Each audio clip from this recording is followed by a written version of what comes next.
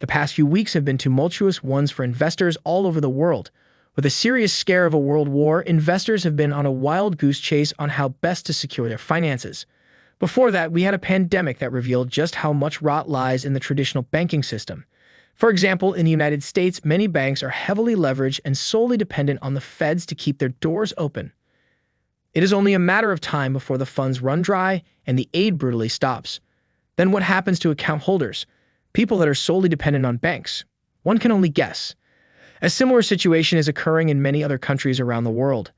Let's face it, the global economy is on the brink of ruin, and only people who are proactive can avoid the inevitable collapse. Financial education is the first step towards avoiding ruin, whether from invasion or the collapse of a local currency. Many people are grossly uninformed about managing their finances.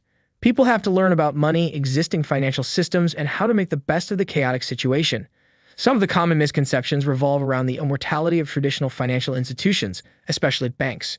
People look at the impressive and gigantic buildings of banks and believe they are immortal, untouchable, and have endless supplies of money. Many believe that their wealth will remain secure as long as they store it in the banks. Are the banks really immortal? Should you absolutely trust them with your money? We examine these important questions in this video. Ensure you like the video and drop your comments below. Enjoy. Let's examine the issue from all sides. After depositing your money in the bank, it automatically becomes the bank's assets by law. The only thing you control is the digital figure reflected in the record. The numbers are exiting a database. You can make transfers, withdrawals, or do anything with your money. But as long as it remains with the bank, it belongs to the bank. When you make a transfer, it is just a digital chain of command. So what happens when there is a crisis and the people in charge are handicapped from carrying out their duties? There will be no digital command, hence no money.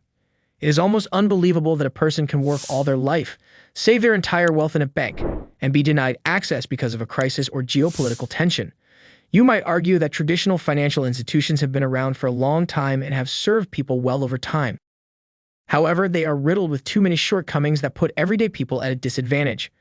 For one, they are quite susceptible to sanctions and government decrees. Plus, does your money really grow in a bank? We think not.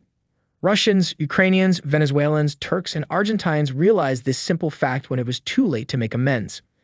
It is important to know that when you decide to keep your money at the bank, it is at the mercy of that financial institution.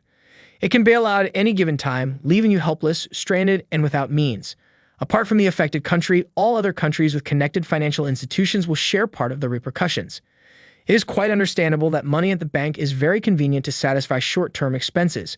But then, the risk exists. This risk supersedes the short-term service the bank provides. So, how do you avoid getting your money grossly devalued, seized, frozen, or becoming inaccessible overnight?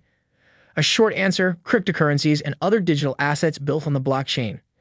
Have you not wondered why the demand for Bitcoin goes up every year, even with its fixed value?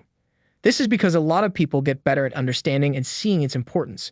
Even the central banks have come to embrace the importance of Bitcoin. Russians are turning to Bitcoin and other cryptocurrencies because of the attacks on their financial institutions. Investors, creators, musicians, rap artists, and athletes make thousands of dollars from trading non-fungible tokens.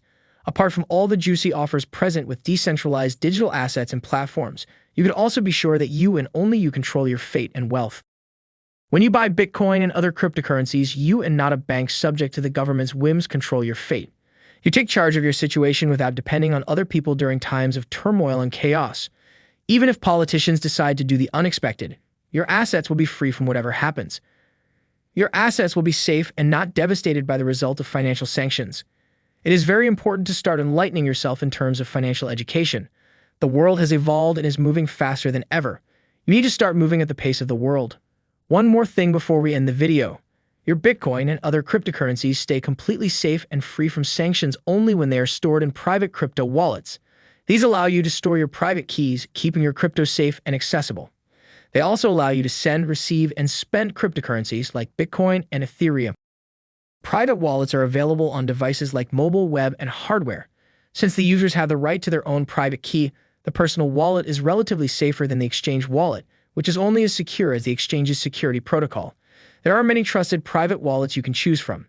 They include Ledger Nano X, Ledger Nano S, Trezor, Atomic Wallet, Exodus, Trust Wallet. Some of the wallets support hundreds of cryptocurrencies and tokens. They also come in varieties. Ledger Nano X, for instance, has 3 versions. You can go for the mobile wallet, the hardware, or the desktop version. Read up on the features of various private wallets to find what works best for you. We promise you will not be disappointed. It's time to explore a decentralized and independent asset, which is exactly what you can get with digital assets like Bitcoin and Ethereum. What are the shortcomings of traditional banking systems that investors can avoid with digital assets? Please drop your comments below and remember to click the like button.